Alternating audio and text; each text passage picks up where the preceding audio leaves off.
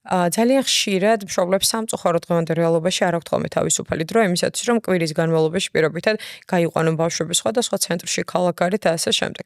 ბაღსაც უკვე კრიტიკულად უყურებენ. ძალიან ბევრი მშობელია, რომელიც ამბობს, რომ მე მირჩევნია ჩემი შვილი სახლში მყავდეს, სახლში მივცე განათლება, აქტივობები და ბაღში არ წავიყვანო და რეალურად ბაღი არ არის მხოლოდ სივრცე, რომელიც ფერად ფურცლებს და რაღაც ფერად მაკრატელს პირველი გვაძლევს. სოციალური აუცილებლად სოციალური ურთიერთობები.